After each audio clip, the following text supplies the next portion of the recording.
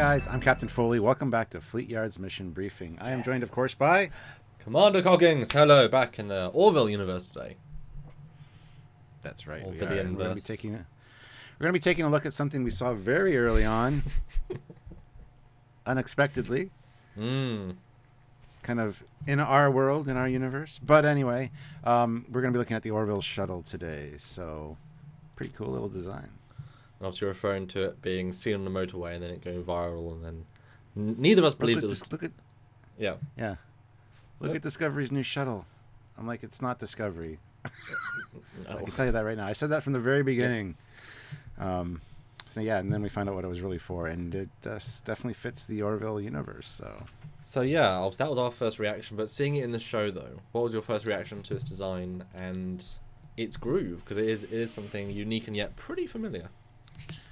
It's very neat. It's very clean looking. It's very. It definitely fits. I mean, it's just a nice little shuttle pod. I mean, it's great. Yeah. Even it ties in with the engines on the Orville and all the other ships in the fleet. Yeah. It's just, I think it's a fantastic little design, and I'm glad it's not Star Trek. I'm glad it wasn't in something Star Trek, because I don't think it would have really necessarily fit. It's too round, and Anyway, I think it's fantastic. Yeah, it makes you appreciate how good nacelles look on a shuttle. Yeah. And I think this, actually, if you put two nacelles in it, like Enterprise E shuttle style, I think it actually look really good. I think that might help it look like a large shuttle. I think you're right. Shuttle pod is the word. And obviously the Orville is a spoof-ish show and a reference-ish show. So Galaxy Quest you've got to think about as well.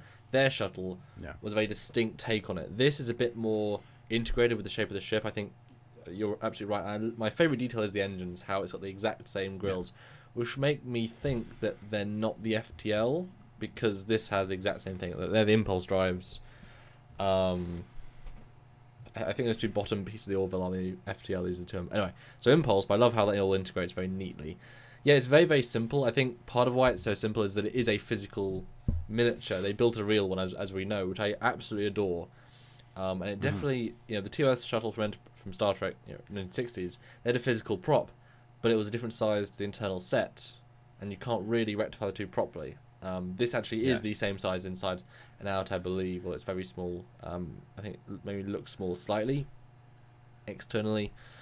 But the fact that it's so small fits into, you understand that the inside and the outside match, but it's very much a shuttle pod. It's very much a, A to B, ship to ship, ship to planet, like the NX-01 one. It has that vibe. It's not a, Picard and Wesley can go for 2 weeks in a shuttle when Warp 7 would take you a few hours. But okay, always bugged me, guys.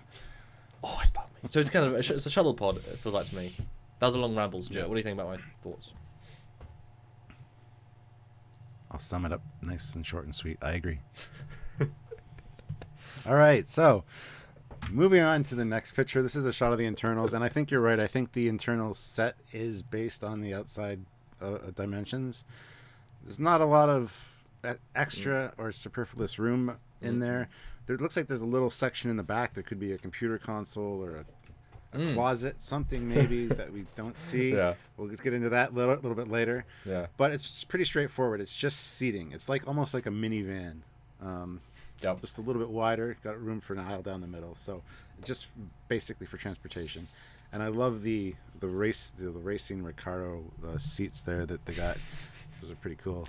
Yeah, there's a great post going on Facebook where you can actually buy all the chairs in Orville because they're all just off market chairs. And yeah, it's great. Yeah. The reason I highlighted this and the next photo is because this one, it's landed, it's also at the planet. The next picture though, it's flying, and those blue grills activate when it turns the ignition. She actively does that, and I love that little detail because I didn't even really notice them in the in space version, but I appreciate the it's on, it's alive feature. And I will say this particular shot is great. You can actually see the hexagon effect of the window on all the edges, which is a really nice little, it's seeing through the window. It's a really nice little detail. And you can see Seth's standing right there. It's enough. It's comfortably small, It's a functional room. Yeah. And functionally space in between, but yeah, it's clearly just a cargo, a person transporter. Not even that many people. 6 people But I guess that's telling you that's how many a landing crew is often. Yeah. Well, just like an away team on Star Trek usually consists of 5 or 6 people. And there's extra room. I mean, if you needed to evacuate a few people, you could fit more people in the aisle and in the back there. And stuff, so you could probably. Although then you have none of those people. You have none of those seat belts that we'll talk about a little bit later, because there's a problem. Yes. I will say though, there's nothing on the sides. There's no functional anything technology-wise in the Stargate pole jumper, which I absolutely adore that design and the internal space as well. Everything is filled with stuff. You can see all the technology on the walls, on the back, on the top. Everything is something. Here, it's just 2 consoles, some chairs, a back. It's very, very, very simple. I can kind of appreciate that. It looks very simple, very futuristic. You don't always want your passengers being able to access things. So I think it makes things look a lot more realistic. The fact they didn't overclutter it with stuff. I like that. I really appreciate that design style. Simplify it and make it look very futuristic and modern almost. Well, this shot looks like the shuttle pod, the travel pod in TMP. It's the first motion picture. Has that vibe, very, very simple, A to B, and it should be a workhorse. It makes me really hope that we see multiple variations of shuttles in Orville, because I feel like this is not, a fully purposed ship. So I'd love to see a few more designs. But I think there's a lot of places you can go with a design, actually, with the simple shapes and such. But the next picture, oh dear, Stuart, tell us about this. Oh, yes. After they launched and they're on their way up to the Orville, all of a sudden this guy comes out of the back with a gun saying, pull over. I forget exactly what he said. But what did he say? He said pull over. Oh, yeah. Well, anyway, give me the device and, nobody will get hurt kind of thing. Now, where was this guy? Because if you look at this shuttle, realistically, it's sitting down on the ground, had the door open, which is right behind him, which is also the entry ramp. We saw them coming on board. They've managed to take off, and then suddenly he strolls around the corner. Now, this implies a few different things to me. One of which being that back in that back section, there's a little storage closet, something you could maybe hide in, which seems silly for a Krill. Yes, he looks like a hider. Guy. Like he's just cramped. Exactly. They'll come out eventually, and then when they do, exactly. I'll be here. Or it opens up something which we kind of discussed already. We haven't seen any transporters or any kind of transporting devices in Orville yet. But do the Krill have that capability? Did he beam on board in the back there and then all of a sudden appear? That's something that I didn't really consider at first, because they obviously would have saw him if he was on board, if he boarded it while they were on the planet. So how did he get there? Was he hiding, or was it just simply a teleportation or transporter device that got him there? I have a third option. What? Yeah, okay. I think transport is going to be off the grid until suddenly an alien race has I think that's going to be a story point to make fun of how it became so everyday or something. Yeah, you're right. Either he jumped in the shuttle before it left, but then you'd hear him, you'd see him, and you also see the outside of the shuttle. No one's there either side. Or he's in the shuttle the entire time. They all passed him. You would have seen him. What if, though, he's got a camouflage device that he cloaks slightly? Well, he could. I mean, they look very similar to the Jem'Hadar design-wise, or the guys from Star Trek Beyond as well. But, yes. But we know that the Jem'Hadar do have cloaking abilities. Whereas it's camouflage. It's reflecting the sense. environment onto themselves. It's not as advanced. Yes. So I it's feel like the Predator. Yeah, exactly. I feel like that, because we talked about the Krill warship as well, and the Derodec's vibes from Star Trek getting cloak. Yep. And I can see a warrior race, that'd be a very, very useful technology. And since they had a face mask, I can imagine if the face mask is up, they're fully enclosed in this armor. What if the armor has this refractive technology, and he takes it off to talk and to be mean, Yeah, it's such a weird thing that we dwell on, but it's such an importantly not important part of the story. Like, it's such a thing. Oh, it's fine. But it's such a thing, in the story. Yeah. Unless literally they'd all just passed him and didn't notice. I mean, they were preoccupied. They were in a rush, Yeah.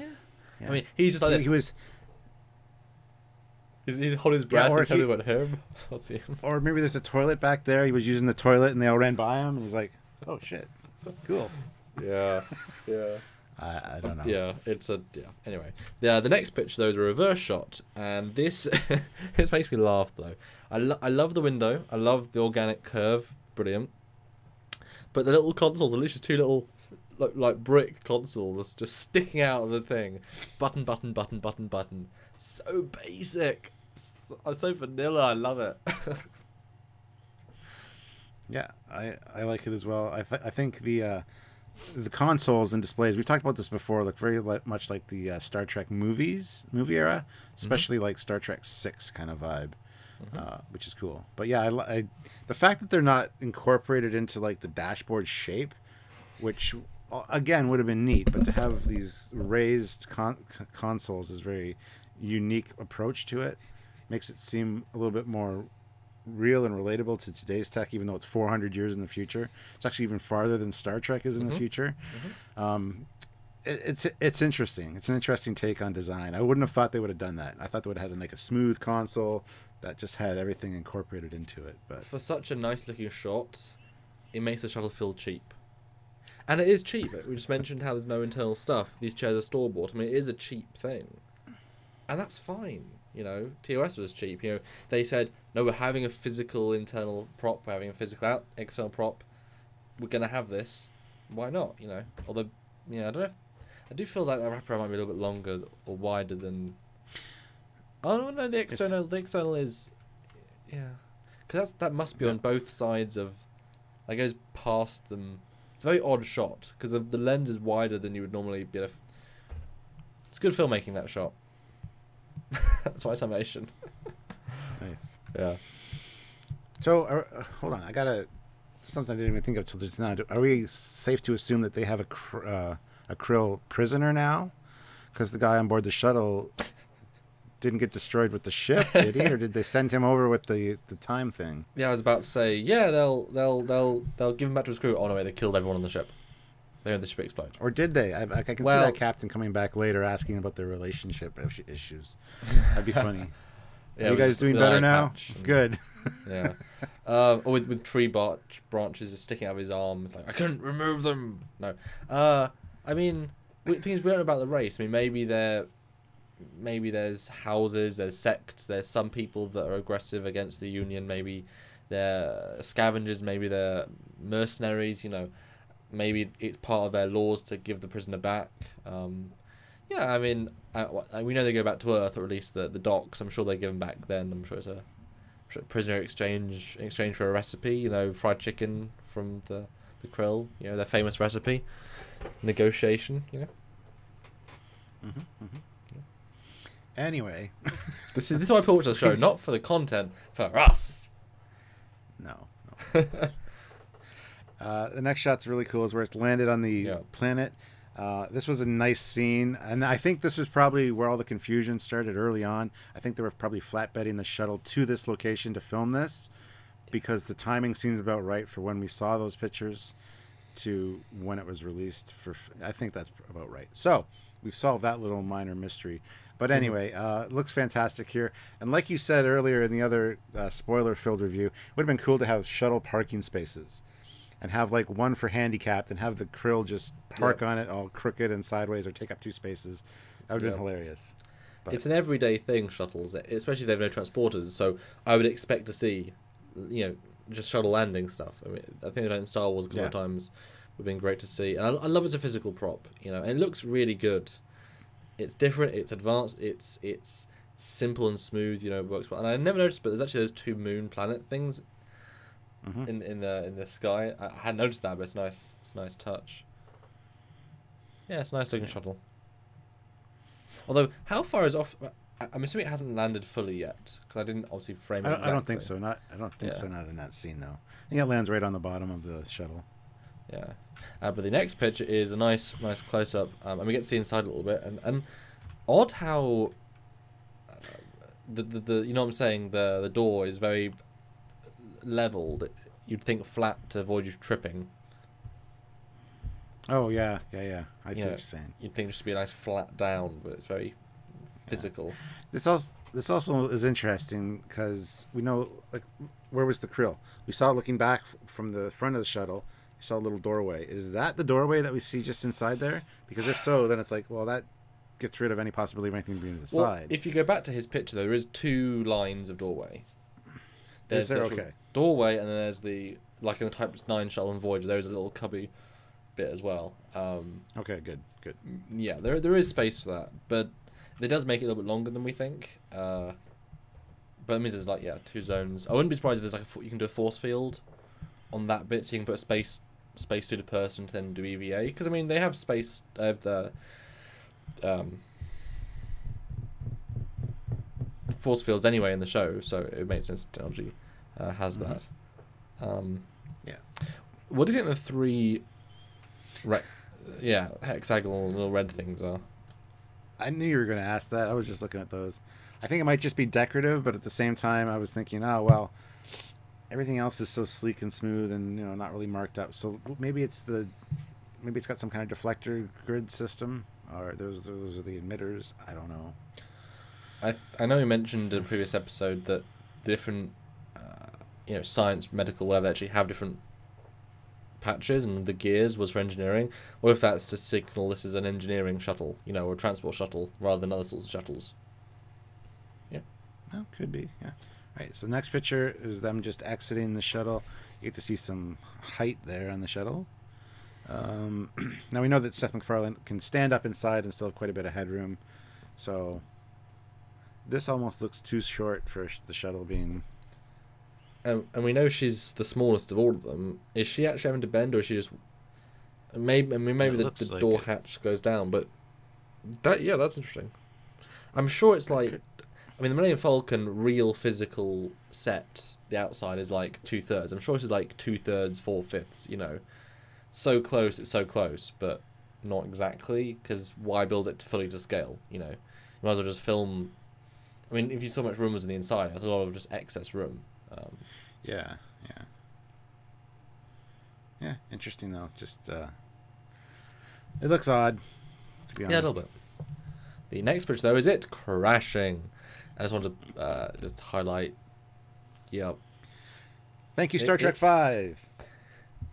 Proudly sponsored by Star Trek 5. Yeah, although look at the dings. I mean, this is it can get scuffed. This thing, it's not impervious. It's not that advanced.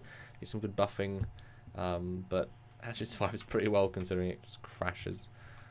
But the next picture, Stuart. I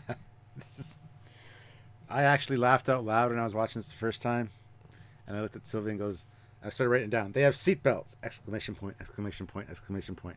But they're just regular, everyday, run-of-the-mill seatbelts. If you look at them and then they light up, that's the only difference. But they light up to show they're engaged, which is kind of cool. Because science fiction and future. Yes. It lights up. Yes. Although if you were very advanced, it would do like a force field around them. So it's like a safety belt.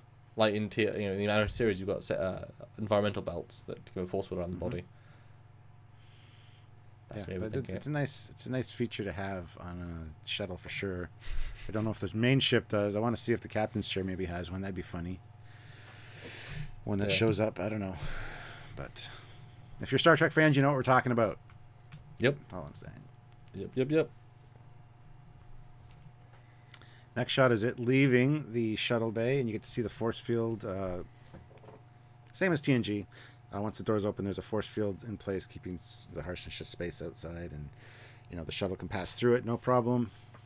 And it's the exact same effect, and it looks really good. And I'm glad they did it because it's a great idea. I love shooting through the wing, the engine modules. I guess it's a great 3D effect, and it shows the scale. It's not it's 2 shuttles tall, and a shuttle is. I mean, especially with that fin at the back, it's like 1.5 people, probably 1/3. So it's 2 and a bit tall, but it's nice and practical. And it's unlike the Constitution class where it actually goes like this. It's all nice and rectangular, so you can fit at least 2 shuttles launching at the same time, potentially even 3 if you stack them a little bit. So it's a pretty nice meaty shuttle bay. And the last picture is the ship crashing. They really love using the shuttle bay to see outside of it with the engine modules. I mean, they use it multiple times. It's obviously the biggest room they've got. Just want to highlight they've got 2 shuttles and 2 physical props, which is great. and one's getting dinged up, and boy, is it pretty good at surviving just a crash. And even the floor looks all right, little skid mark, but for the most part, all right. Yes. Hate to be the guy who's got to clean that up, because you know that's somebody's job. And back to the first picture, Stuart. So, closing thoughts on the new Orville Shuttle. Excellent addition to the universe, and actually the first thing most of us saw from Orville before we even knew Orville was a thing. So yeah, I like it. It's a nice, advanced, futuristic, clean, stylized look, and I think it really works, especially for this universe. And I'm hoping to see more shuttle designs, like you said. I think seeing some bigger ones and multi-purpose ones would be excellent. Some long-range ones, maybe with like more room, like for toilet facilities and stuff for a long trip, would be neat to see as well. And I'm sure we will.